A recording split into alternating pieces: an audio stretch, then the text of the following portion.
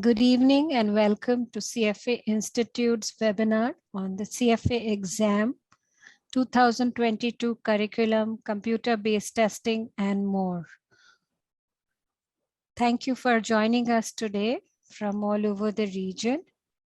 It is my pleasure to welcome you all to this webinar.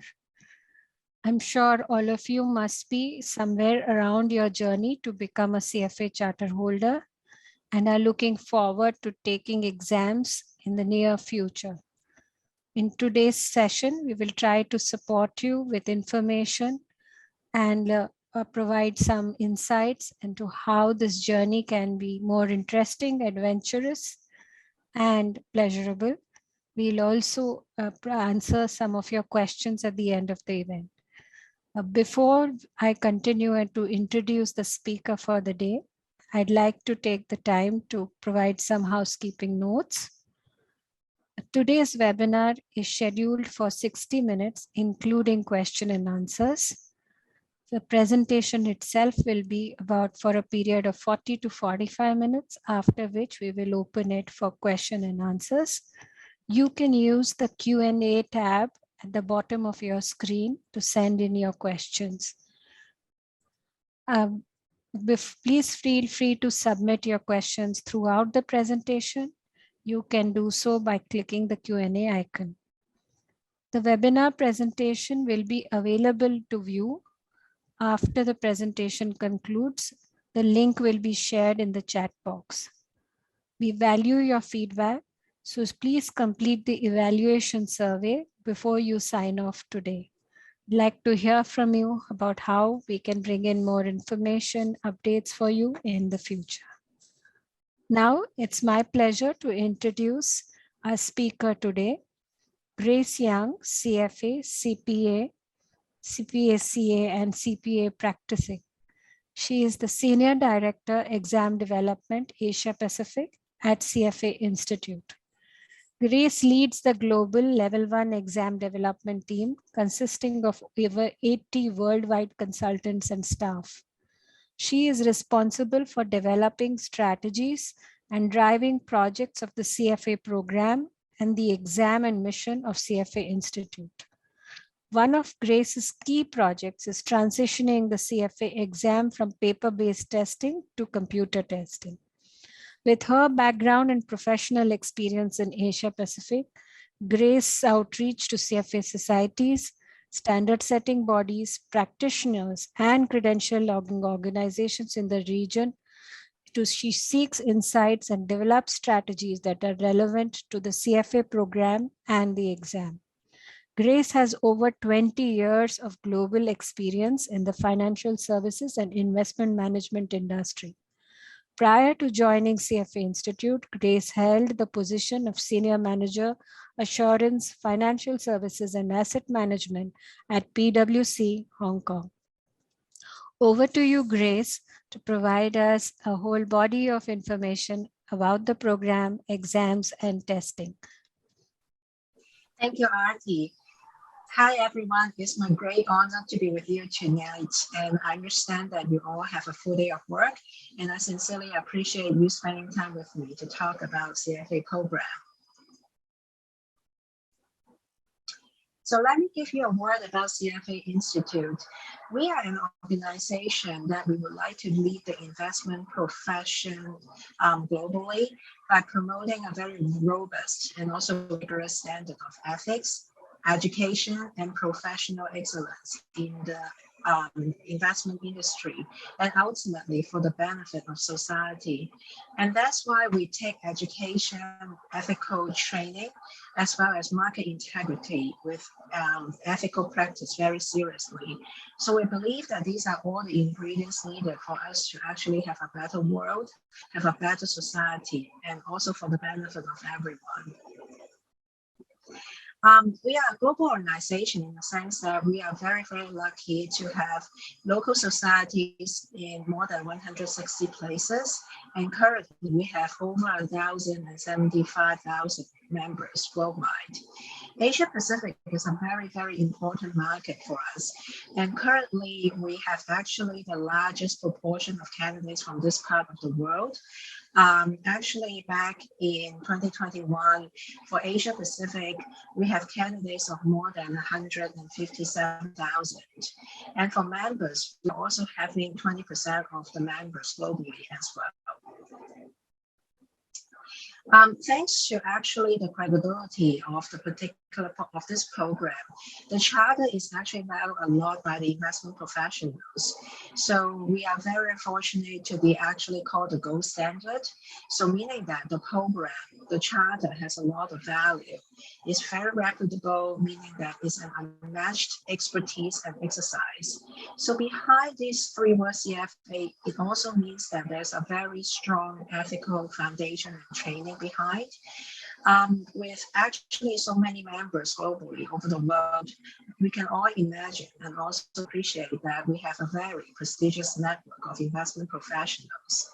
Being a global charter, it also means that we're given a global passport in the investment industry. So for example, like myself, I'm actually a member of the Hong Kong Society. And before that, when I actually lived in Canada, I was a member of the Toronto Society as well. And with this particular experience, I do have investment professional friends all over the world. As a result, it also gives benefits in terms of career resources by networking, by knowing actually wonderful people in the field as well. Actually, for relevance as well, is that a very good question being asked is CFA program is actually meant to be something not light, it's something quite serious. But at the end of the day, what can I do with the CFA charter in terms of what kind of jobs can I get, etc. So when we take a look at this particular survey results, we can actually appreciate and understand that the nature of the job in actually the investment industry is quite versatile. It can be actually in the field of equity research, can be in fixed income, can be in private equity, can be in private wealth, etc. So in terms of the job roles and also the title, about 21% of our members or charter holders are actually portfolio managers. And then they also are traders as well as investment strategists, etc. The reason why I'm sharing this with you is because in terms of the job role by title, it's very, very versatile. And so is actually the practice or the field in the investment space as well. Here are some of the top global employers of the charter holders. I'm sure that many of these names are actually very familiar with you. Most of them are actually global investment banks and also asset management houses. Like many actual exercises, we value candidates' feedback and also employers' feedback as well. So we actually ask our candidates in terms of after exam, one particular question we ask them is in terms of how relevant do they find the curriculum itself. And actually over 90% of the candidates share with us that the exam questions are very relevant to the program. And also is actually beneficial to my profession as well.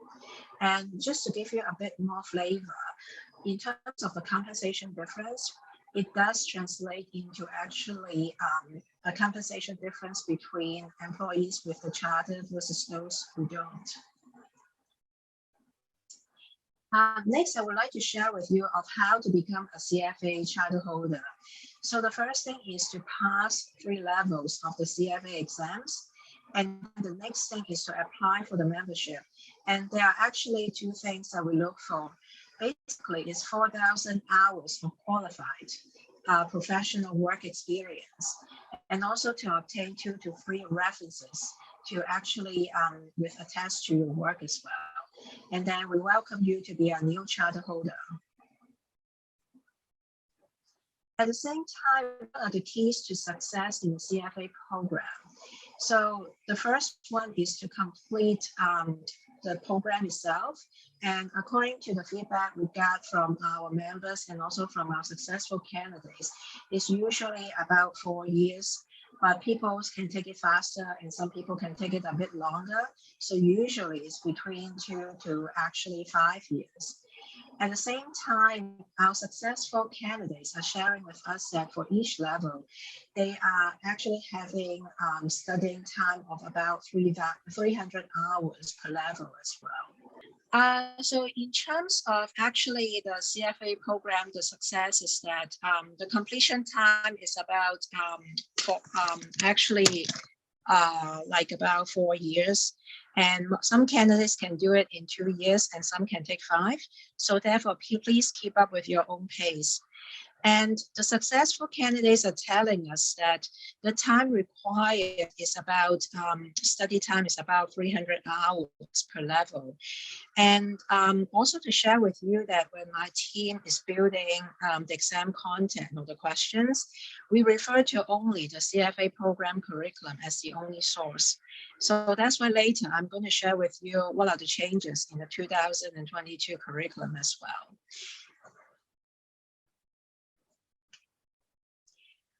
The 3 levels of the CFA exam, and then basically level 1, level 2, and level 3.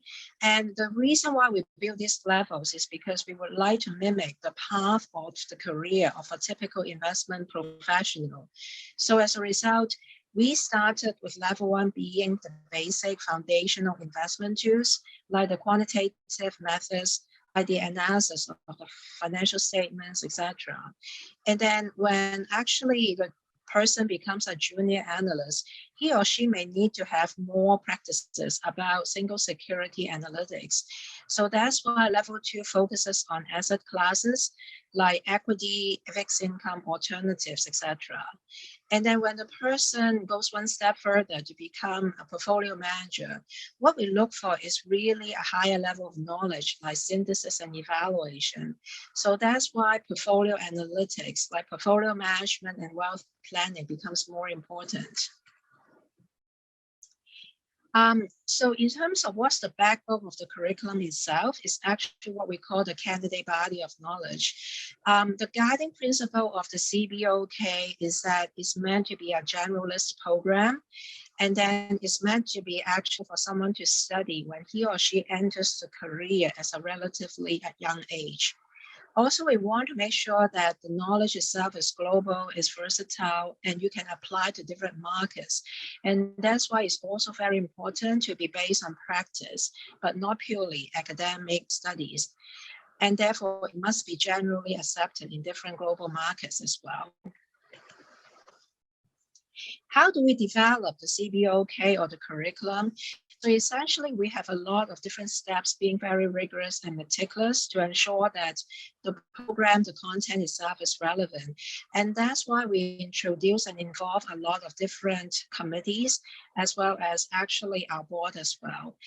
A lot of different charter holders with different backgrounds, markets, and also work experiences are involved in every single step, from the development of the candidate body of knowledge to the curriculum, to the exam questions, and even to actually the involvement of setting the standard, and ultimately the pass rate is actually something to be approved by the board as well. The step that's going to start is what we call practice analysis. And the objective is actually for my colleagues and also consultants to actually achieve a competency framework. And that is the content to be built into the candidate body of knowledge. So essentially, the team reaches out to actually practitioners, academia all over the world, employers, etc., to get an understanding is really from these stakeholders' perspective, what is being important for future portfolio managers, future investment professionals to know about. And therefore, we will take into consideration to be included in the program. So in terms of the curriculum development, it's actually by no surprise that you can see that each column itself is actually a committee involving charter holders and volunteers. And what they do is that at every single step, we would like them to take a look at, let's say, the degree of understanding, looking at actually the gap analysis in terms of what's the knowledge being expected versus what is currently in the program right now. And therefore, we can actually do some further work in terms of refining the curriculum itself to make sure that it's relevant. And then we'll actually begin with having some consultants to help us to actually be author, to write the new curriculum, and also having review as well before the next step, which is actually to get it into the learning ecosystem.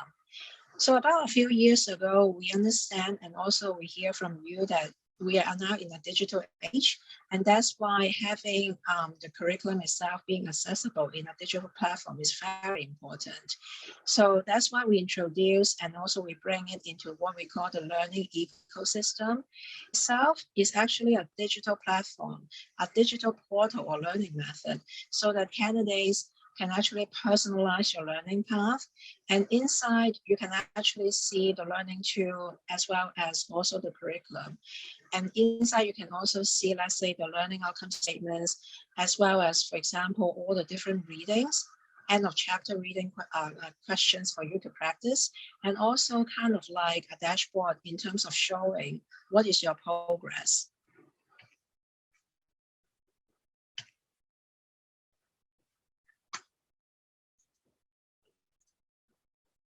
So this is how the dashboard is going to look like. It indicates the progress and the performance. At the same time, it can also be used on your mobile devices, your smartphones as well. And you can also personalize your own training experience. We also put in our enterprise website a particular candidate resource page so that you can actually get more information to help you study, prepare for the exam. So this is actually a snapshot in terms of the 10 different topics. So from ethics, quantitative methods, econ, etc. And then in terms of their relevant weights for each level. Once again, ethics is something common among all three levels, because we believe that this is foundational. This is fundamental for everybody to actually have a good mastery. But at the same time, just want to highlight to you is that in terms of actually certain particular topics are heavier for level 1, certain topics are heavier for level 2. And then when it comes to level 3, the key part is about portfolio management and also wealth planning. The next thing I would like to share with you is about the 2022, this year's curriculum changes. The reason why we put in terms of quite a bit of change this particular year is because of the pandemic. That when pandemic started in 2020, we understand that it creates a lot of actually disturbance to our candidates globally.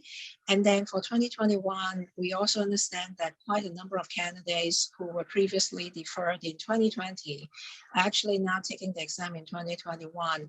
So therefore, from the candidate experience perspective, we actually froze the curriculum in 2021 to make sure that it is just the same as 2020. And as a result, when it comes to this year, we are actually bringing in 2 years of changes into just 1 year, being right now 2020. So that's why in level 1, we are having, in terms of new readings or major changes, like about 1/3. And then for level 2, it's close to about 15%. And for level 3, it's about 11%. In terms of new readings, it's very self-explanatory. Essentially, it's just something new that you can't find in, let's say, 2020. But for major, that really means that there's a reading, but we introduce, let's say, new sections, new topics, new materials inside. And that is actually substantive. To give you an example, it's like, for example, ESG elements in investment analysis. And that is actually a major update in our level 2 corporate issues. And then for data and also minor updates, we mean, for example, in an example already existing in the reading, we update the data to make sure that it is very up to speed, up to date, make sure that it's not obsolete. For level 1, just want to highlight to you that there are actually 60 readings and 20 readings have actually major changes or even new. And this is actually focusing on 4 different topics, being quantitative methods, corporate issuers, fixed income, and also alternative investments. So for level 2, we have 7 readings with major updates and also new. And actually, 3 of them are in corporate issuers, and then 1 in derivative, 1 in alternative investments, etc. And for level 3, we have 4 readings that are either new or having major updates. And 2 are in fixed income, 1 in private wealth, and 1 is actually a case study, and that is related to institutional risk management. The next thing I just want to share with you is that these are actually all the 20 readings for level 1 that are being new or having major updates. In the interest of time, I won't go over them one by one because this material or this piece of information is actually available to you at the website or in my slides that will be shared with you subsequently. And likewise, these are actually the 7 readings for level 2 and the 4 readings for level 3. If you would like to get more support, definitely, this is the information is available to you. For example, in terms of the detailed changes, what we do is that for each level in our enterprise website, we actually list out in terms of all, let's say the 60 readings for level 1, go over them one by one to tell you which one is the same as before, which one is having minor updates, which one is having a major update, or even which one is new. So therefore, please visit these particular websites, and therefore you can get an understanding in terms of which readings are major updates, which reading has not been changed, etc. If you would like to get further understanding in terms of why we actually make the change and about what has been changed, we also have a particular booklet, which is the guidebook with information by level to share with you about a snapshot of the reason backing up for the changes and very briefly in terms of what has changed in that particular topic for the level as well. Another thing is that we understand some candidates actually may be deferred from 2020 and then coming to 2022, or maybe from 2021 deferred to 2022 to take the exam. So therefore, from that perspective, if you are having your learning ecosystem for the 2020 edition, you still have access to it. And therefore, your notes, your bookmarks, your progress from the 2020 LES will not be lost. You will still have access to that as well as 2022 as well. The next thing I would like to share a bit more with you is about the exam itself. Because of computer-based testing, we have been successful to increase our global footprint in terms of exam accessibility. And right now we are almost having close to 500 global test centers around the world. In 2021, there were 450 global test centers, and we are still having a momentum to increase them.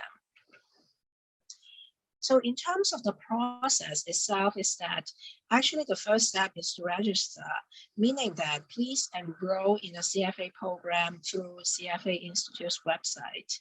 So after you register for the exam, meaning that let's say I would like to actually register for February 2023 exam, I sign up, I pay for the fee, etc. Then the next thing is what we call scheduling. This is very important because for scheduling, essentially, you are booking the appointment specifically about which date for February 2023 level 1 exam. So how do you do it? Essentially, you're going into your CFA program tile, basically your account, and then there will be step-by-step procedure to guide you in terms of actually going into the scheduling tool of how to book the exam. One thing I do encourage you to book an exam is that when you enter the window of the dates you want to take the exam, try to make it actually wide. And what I mean by that is, let's say from February 10th to February 20th, a 10-day window, so that the search engine is going to pull up all the available days about for all these 10 days. I understand that like we may actually want a very particular date, say, let's say February 17th to take the exam. But when you search for a particular exam date by entering just February 17th instead of a window, what will happen is that will actually narrow your search results. Therefore, I strongly encourage you that when you put in the exam time window to search for the dates, please make it a bit wider as possible. If you would like to actually know a bit more about the procedures to actually use the scheduling tool, we do have a PDF document with a hyperlink over here that you can actually follow the instructions. Then, of course, like, you need to pick up an exam center. Our exam center are being administered by Prometric or British Council. Essentially, there are actually close to 450 globally. And please make sure that you read the test center policies by Prometric in order to actually get an understanding, especially about some COVID-related venue procedures, if actually there are specific procedures applying to the test center that you want. The exam time itself is 4.5 hours, but the total appointment time is 5.5 hours. So what's going to happen is that on your exam day, when you arrive at the test center, essentially you'll sign actually a pledge, candidate pledge. You'll be able to go through the tutorial of how to use a particular software, etc. And that's going to take about 30 minutes of check-in time. And then the testing time or the exam time is going to begin. And the first session is going to be 2 hours and 15 minutes. Then after that, you're going to take a break, which is optional for 30 minutes. And during this break period, you can actually step away from the computer room. You can, let's say, have lunch, maybe get some water, go to the toilet, etc. And then after that, you're going to come back to the computer room, the testing room, and finish the second half of the exam, the second session, which is also 2 hours and 15 minutes. Then after that, you may leave. So as a result, one thing I would like to actually draw to your attention is that when you are in the first session of the exam, you can go over any questions in that particular session. But make sure that you submit all the questions at the end of the very first session. And then after the break, when you start your second session, you cannot go back to your first session. Therefore, make sure that you finish all the questions in session 1, submit, and then you go take a break like that. In terms of this exam format for level 1, it's being made up of 180 multiple choice questions. And each multiple choice questions has 3 answer choices. For level 2, basically is 88 item set questions packaged into 22 case study vignettes. And a vignette is a storyline followed by 4 multiple choice questions. For level 3, the exam questions are being made up of half being item sets. That means a vignette with 4 multiple choice questions, as well as essay questions. So the total is 11 case study in vignette questions, and then 11 case study essay questions. In terms of what to expect on exam day, we all understand that this is a very important day for every one of you. And that's why we actually put in our website in terms of what to expect. And in a nutshell, please bring the calculator, which is actually the BA2 Plus or the HP 12C. At the same time, when you are actually doing your exam in your proctored exam room, you'll be given paper to do your rough work to math, let's say do the calculations like that.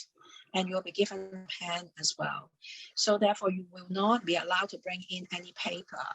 At the same time, when you leave the exam room, the paper will be collected and you're not allowed to take any paper out of the exam room as well. So for 2022, for level 1, we have it 4 times a year. And for level 2, we have it 3 times, being in February, August, and November. And then for level 3, we have it twice a year in May and August. So actually 2022 is a transition year. starting next year, the schedule is going to look like a steady state, and then still 4 times for level 1, 3 times for level 2, and then 2 times for level 3. And then for level 2, it's going to be May, August, and November. And then for level 3, it's going to be February and August. And just want to share with you some study tips. We understand that there's a lot to study, so that's why actually a very, very important advice is to start early. And then successful candidates are telling us that they spend close to 300 hours, or at least 300 hours to prepare for each level. So that's why procrastination, cramming, they just don't work. And what I would encourage you to do is that park aside some time every day to do the study. My advice to you is actually to study, let's say, half an hour, 20 minutes every day, rather than package it together into just one day a week. Say Sunday, I'm going to spend 2 hours to study. It's because every day when you read a little bit, it's just a little bit more effective. And make sure that when it is close to the exam day, you give yourself ample time to do the revision and studying. And when I did the exam very long time ago, I actually parked aside the last 6 to 8 weeks essentially to be a recap or revision. And practice makes perfect, and that's why I do the practice problems, take the mock exam, and therefore, as a result, get your peer support by forming a study group, get support from your local society, and that's also very helpful. Another thing that is very important is about getting familiar with the CBT testing environment. Actually, Prometric has a CFA Institute website showing you about the software being used, the testing software. There's a tutorial on that website, and that can show you how to use it. For example, you can highlight the key phrases, key sentences, buzzword in a vignette. You can actually strike out or eliminate some of the choices that you believe are not plausible, etc. Another thing I would encourage you to do is actually look at the learning outcome statements, which are actually available at the very first page, and pay attention to the command word, what's meant by calculate, what's meant by describe, etc. And do the practice problems to help your studies. Focus on the concepts and the techniques, and read each question carefully. The questions are meant to actually test your knowledge. They are not intended to be tricky, and therefore most of the information is actually essential for you to answer the questions. All you need to know is actually the information that is given, and therefore don't introduce extraneous information or make unnecessary assumptions to actually cloudy out, muddy the water. There's no penalty for guessing wrong, and therefore attempt all questions. Essay, that is actually very interesting. Now, essays are computer graded. I mean, they are actually marked on the, you're going to type your responses in the program, and actually charter holders who are graders will grade your essay responses. And they are basically graded. They basically grade the exam based on the content, not the language, not the style. Therefore, use short phrases and bullet points.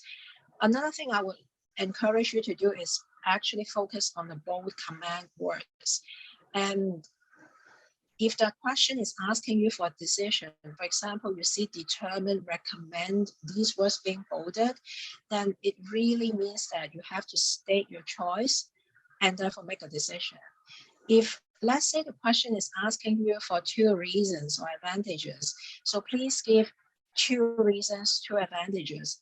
If you write more than 2, let's say you put 3, only the first 2 will be graded. Another thing is manage your time very carefully, because we know that you are tested on a lot of information. And actually for essay questions, each set itself is 12 points, meaning 12 minutes. But the guided number of points and hence the guided number of minutes are given to you.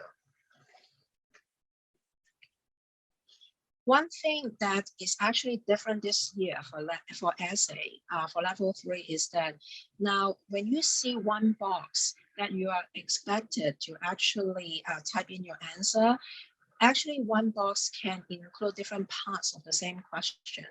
What is meant by that is, for example, in example 1, you're asked to determine which bond best meets the advisor's objective, and you need to justify your response. This means in the same response box, you are going to actually state either bond X, bond Y, or bond Z, and at the same time, you must provide your response or the reason. So these two components are going to be typed in the same box. A very common question I got from candidates is that, hey, this is calculation question. How do I type in the formula? Actually, what we expect you to give us is actually the numerical answer. If this happens to be the correct answer, you'll get full credit, even if you don't show us the work. But if you would like to show us the work so that hopefully you would like to get the partial credit if it is available, then yes, you can type in the formula. What you can do is actually like 2 ways to do that. The first one is that you can use the equation editor, which is available in the software to type in the formula. But you can also put in words to explain what this formula is about, and then you show your working, etc., to come up with the numerical answer. And that's something you can actually do about calculation. So for example, I just want to go over one more example is, let's say for example 3, determine the class IPS, and also explain why the other 2 are not appropriate. So essentially you need to tell, or you need to write which index is appropriate. And then you need also to say, let's say the other 2, the reason why each one of them is not appropriate or less appropriate. So basically all these elements I just mentioned are being expected to type within the same box in the screen. In terms of the computer testing experience for level 2 and 3, because we know that there's actually a storyline called the vignette, essentially the screen is split into 2 panes. So on the left, you can see the vignette or the case, which you can scroll. And on the right, you can see what are the 4 multiple choice questions related to this particular storyline or the vignette. Therefore, you don't need to toggle back and forth between the case and also the multiple choice question. We do put more information and also study tips in our enterprise website, which is actually this link here below for you. And in case you have more information that you would like to get or you have questions, we welcome you to send us an email to info@cfainstitute.org. So that's my presentation, and I welcome your questions. Over to you, Artie. Thank you so much, Grace. That was extremely informative and questions have been pouring in. So I am sure that you will have answers for all of them. We've tried to answer a few online. We're picking up some common questions here to address. There were some questions regarding test centers and accessibility, especially in India. So I'll just begin by answering that, Grace, if that's okay. Some of you have asked if there are exam centers beyond Delhi in North India. So we have some good news. We have recently expanded our test center network in India to 4 additional cities for beginning the February 2023 exams. These 4 cities where test centers will be available for Feb 2023 exams are Chandigarh, Kochi, Bhubaneswar, and Guwahati. These are literally the first test centers in those states. You can register for the Feb 2023 exams beginning 10th of May. I hope you will avail of this accessibility. We do intend to expand our test center further in India, but that will be for the next phase. So moving on, Grace, the first question for you. There were questions about how the MPS is decided, the minimum passing score. Could you please throw some light on how the standard setting process or the MPS score setting works at CFA Institute for the CFA program? Sure. Can you hear me? I'm actually changing to speaker. Okay. Yes, I think we can. Yes. Perfect. So essentially for minimum passing score is essentially we're having charter holders, and these are experienced from different um, eh, um, with different backgrounds and also different expertise as well. Essentially, they are a panel, and they review the questions of that particular exam and let us know in terms of a just qualified candidate what a just qualified candidate is expected to know in terms of the content of this particular set of questions. And based on that particular result, we do have in-house psychometricians to translate that into actually a statistical result, essentially a minimum passing score, a cut score, which we remain and keep it as confidential. In terms of this particular method is that the minimum passing score may change from one administration to another. The reason why we do that is actually we are also doing something which is actually similar to other high-stake exam as well.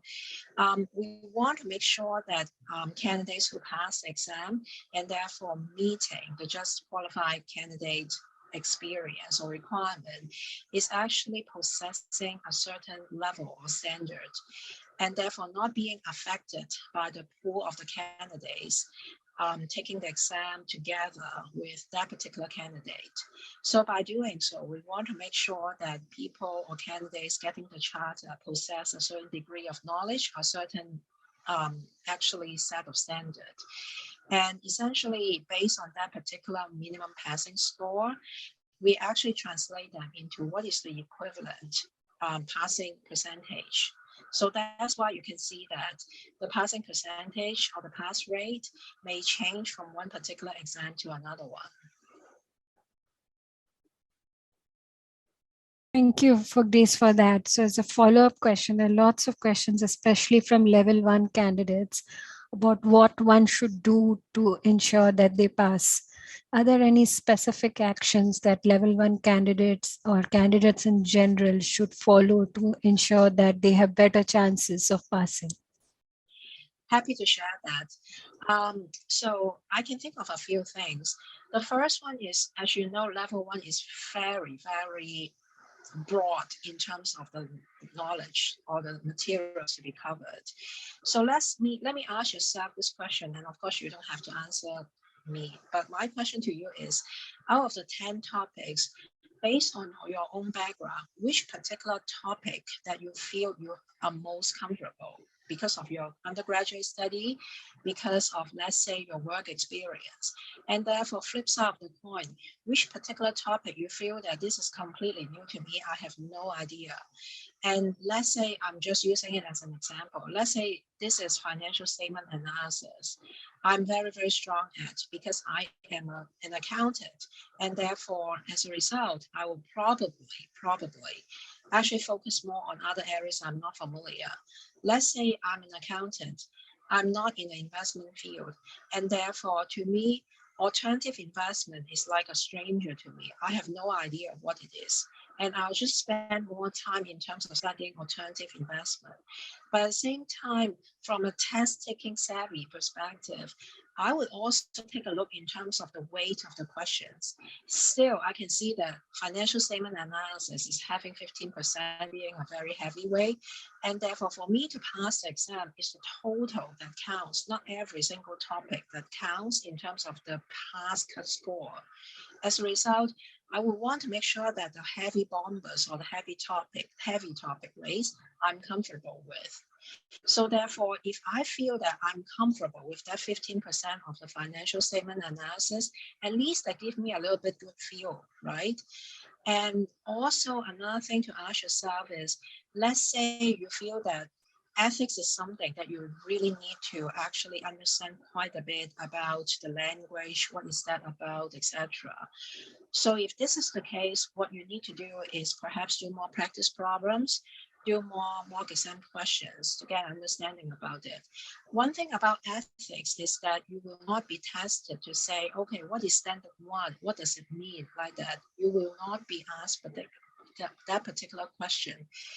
Instead, there are actually some small little cases for you to think about. Has this candidate violated the standard, yes or no, and things like that.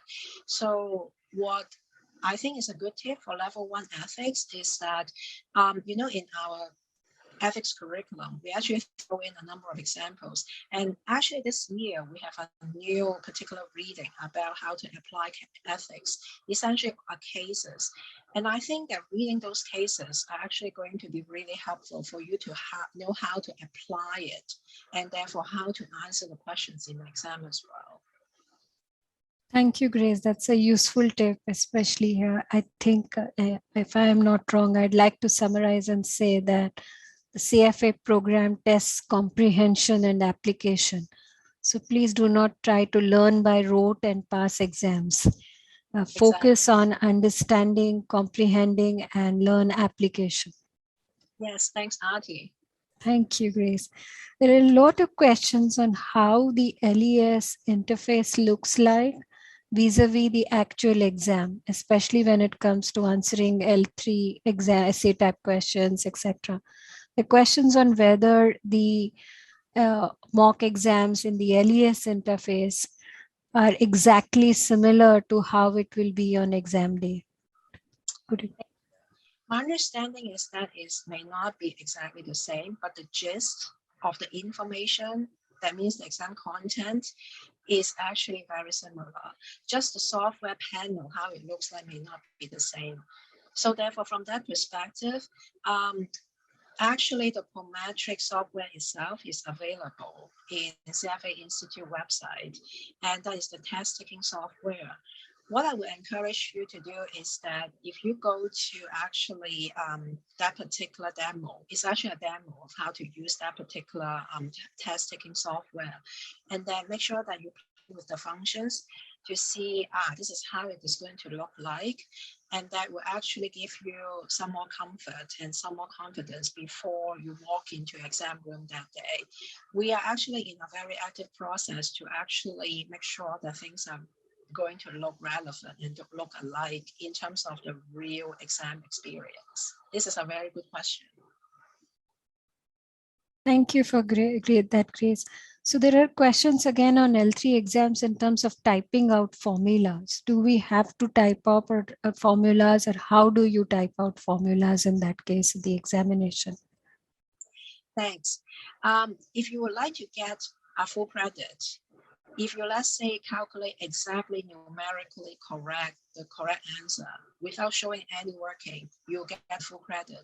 Let's say the correct answer is 3.1416, and you just write me 3.1416 without showing all the steps, that is perfect. You get 4 points right away.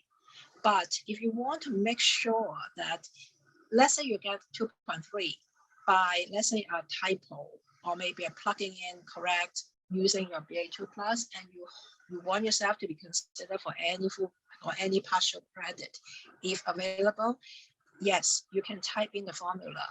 And basically there are 2 ways to type it, to do it. Number one is actually in the software itself. You see something like an equation editor or formula editor. And this is very similar to actually in Microsoft Word, that you can actually see the formula editor or the equation editor. Then you can use that, and then you type the formula itself. Let's say it is a CAPM formula, and then you can even, let's say, type in the CAPM formula in plain vanilla English. That's fine as well. And then the next step is that you input all the numerical numbers and then the formula, and then arrive at the numerical answer itself. And that's also acceptable. Essentially, what you're trying to do is to convey a message to the grader that this is the formula, this is what it means. So there are 2 ways to do it: type the formula using the formula editor or equation editor, just like in Microsoft Word, or you can write it in actually English to say this is A plus B plus C, like that. What are A, B, and C? What are these components representing? That's also acceptable. Thank you for that. Quick question on L1 exam formats then. Are there essay type questions or questions where you need to type out the answer in L1, or is it only MCQ where you have to choose the right answer? So for level 1, it's only MCQ. Essentially, it's like clicking A, B, C. Which one is correct, like that. The formula part, sorry to confuse you. I apologize for that. It's only for essay level 3 for that one. So essentially for level 1, you just need to choose which option, A, B, or C is correct. For level 2, same thing, A, B, or C, which one is correct. For level 3 item set, same thing, A, B, C, which one is correct. Thank you, Grace, for that. And there are lots of questions, therefore, on whether there are going to be any changes in curriculum between 2022 to 2023. What are the changes that candidates taking exams in 2023 can expect? Very good question. There will be changes, and essentially the changes will be published later this year, like around summertime for L1 and L2, and late summer for actually in level 3. In the meantime, it is still being actually finalized. And then when it comes to the time, let's say in the summertime or late summer, respectively for level 1, 2, and level 3, it will be announced and published. Thank you. There are also questions on changes to fee structure. So I'd just like to address that and say that there is a slight increase in fees for the 2023 exams onwards. The current fee structure applies for till the November 2022 exam. So please check our website for details. And the new fee structure for 2023 exams is mentioned there. Moving on, a lot of questions on the exam day itself and the exam experience. Firstly, people want to know if the exam paper is the same for all days in an exam window. So essentially, it is an experience to make sure that candidates will be treated fairly, and as a result, what we actually make sure is that if you take the exam for level 1 per se, let's say in February, let's say in May, let's say in August, right? We want to make sure that your experience is consistent, and that's why we have the MPS and also the standard setting process. And likewise, let's say in August going to come, or even in May going to come, let's say this particular test center is having 7-day window. So you can take, let's say from May 20th to May 27th for level 1. All these 7 days, you also get consistent actually experience. Now, in terms of what does that mean in terms of whether every single question is the same, I hope you understand what I mean. Okay, thanks, Grace. People want to know if there will be access to MS Excel at the exam day, whether they can access that. And there are certain sections on programs like Python are in the curriculum. Will this be tested by having to actually write a program, etc.? Good question. Essentially, you don't need Microsoft Excel, and actually it's not available. For calculation, please bring your calculator. And the 2 calculators being permitted, actually Texas Instrument BA2 Plus and Hewlett Packard HP2C. So Microsoft Excel is not available for your usage. And essentially, we expect that all the calculations can be handled by these 2 calculators. So therefore, you don't actually need to use Excel. You don't need to actually write a program like that. Okay. Some more questions about whether the rough paper for work, for writing your rough work are available. Is there a limit on the number of paper sheets available, etc.? Could you please help to answer? Sure. So essentially, you don't need to bring in your paper because in the exam room, our proctors are already trained to provide you paper to do your calculations. Let's say if you finish the paper, 1 page not enough, raise your hand, will be provided for another piece. Make sure that when you are done with the exam, you actually submit all the pages to the proctor. That's very important, and that's the process. So quite user-friendly. Thank you, Grace. There are questions on what to therefore carry to the exam center. First and foremost, of course, is a valid passport. Could you mention anything else that is absolutely essential to carry? Absolutely. The first one is your passport, as Ati mentioned. That's very important. Make sure that it is valid, and I believe valid in terms of travel purpose. And then another thing is essentially your calculator. And then if you are wearing glasses, right, make sure that you have your glasses with you. And another thing about it is that, let's say tissue paper, I can't remember off the top of my head whether it will be provided at the Prometric Test Center. So please check actually that particular page in my deck, my presentation slide about like the exam day experience in terms of the Prometric Test Center, what you can bring in, because sometimes you may need to actually use a piece of tissue paper to, let's say, wipe your sweat or whatnot. So that perhaps is something to be considered to bring. And then for water itself, you are not allowed to drink in the exam room, but definitely you can actually put in your backpack and store outside in a locker. So therefore during break time, you can go out and therefore have some water or even food, but that is for break time only. Food, water are not allowed to bring into the computer center.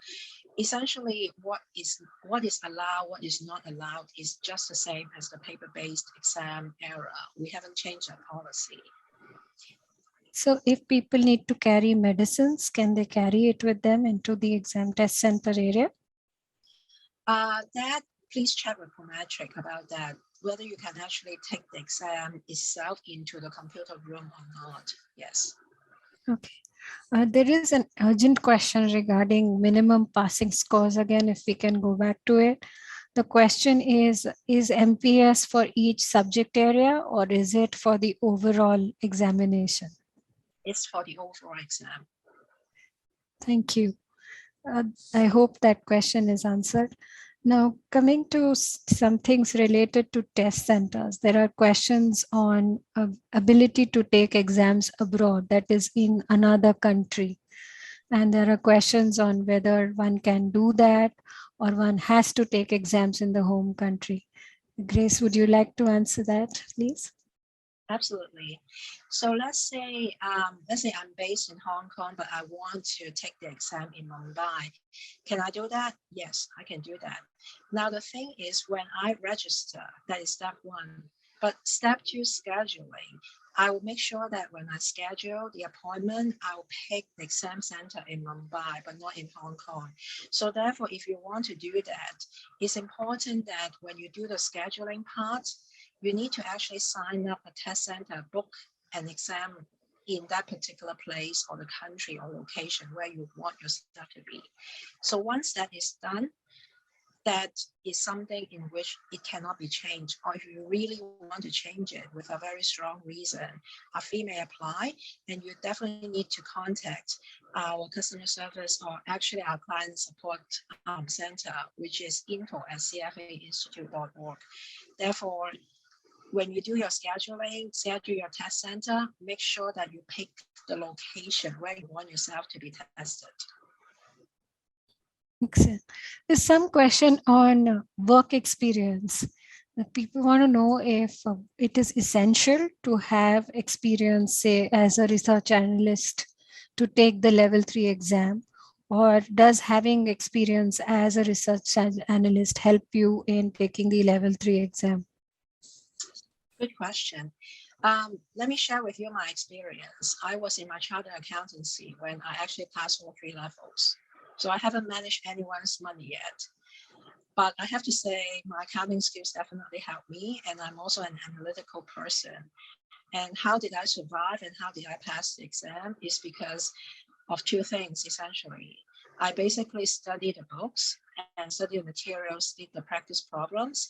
And I also had a very good support from my study group who did have actually some investment professionals, portfolio analysts, portfolio managers, equity analysts like that. So by being a portfolio manager, I think day-to-day work definitely help you to actually take the level 3 exam. But personally, I don't think it is a must for you to pass. You can still go through the exam materials, go through the program study, do the practice, and therefore you can still pass the exam. Thank you. As a corollary to that, there are people who also are asking if it helps to go to a prep provider. What, according to you, is your opinion on seeking prep provider support? I think that different people have different learning methods and different styles of learning. And I do agree that for quite a number of successful candidates, having actually a prep provider, prep course is actually something very helpful, essentially to guide you through what to do, etc. And some can be even in-person tutoring, like the prep classes, like going to lessons, going to in-person classes. That is going to be helpful. Some people can actually take the prep course online and then as a tool, as an aid to facilitate studying. But for some people, they actually like to actually study on their own at their own pace.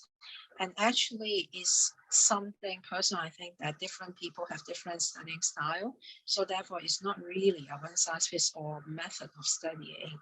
And one thing I think the learning ecosystem is going to be helpful to you is that this is actually something you can tailor for yourself in terms of studying, your study path, according to your study style. And all the materials you really, really need are already, like the curriculum, end of chapter, end of reading questions, mock exam questions, practice problems, everything already in the learning ecosystem.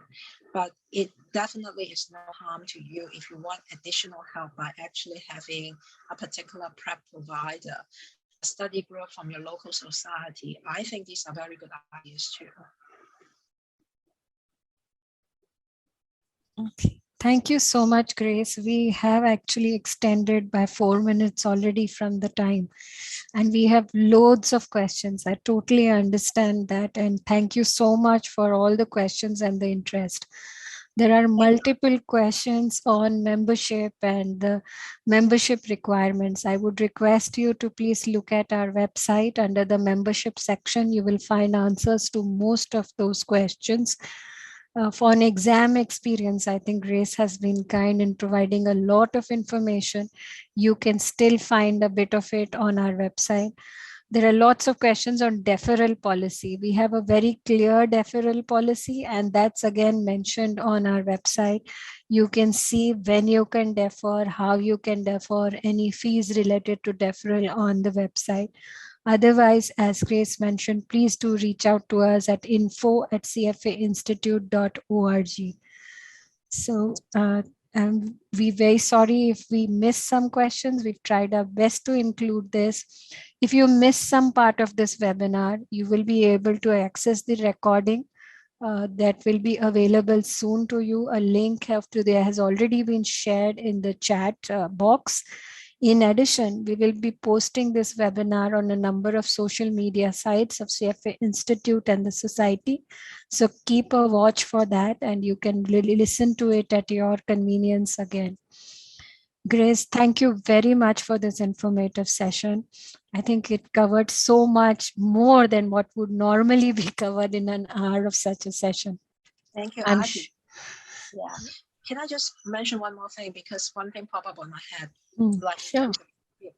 So one thing I think when I took the test, one thing I did for level 1 is that I use the learning outcome statement as a checklist. You know, at the very beginning of the chapter of the learning module, there's actually a list of bullet points about learning outcome statements. So essentially I use that as a checklist. I read all of them first as if this is what I'm being expected. And then I'll go into different sections and hunt for actually the paragraphs, the phrases that hit directly this point. And then after that, after I thought I'm ready. And then I actually went back to that particular page of learning outcome statements and then see and ask myself, hey, describe this. Am I able to describe it? Calculate EPS, earnings per share.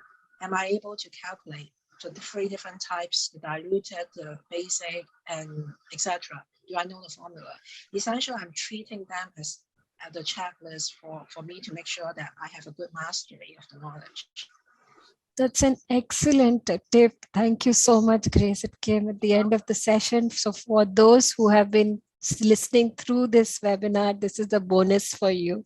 Yes. On that note, thank you so much, Grace. It was wonderful to speak to you. Thank you, everybody. And please stay with us. Please engage with us through our social media sites. Keep in touch with the society as well as the institute, and we'll keep coming back to you with more information and support. We are with you through this journey. Best of luck. Bye-bye. Thank you. Bye-bye. Bye. Thank you.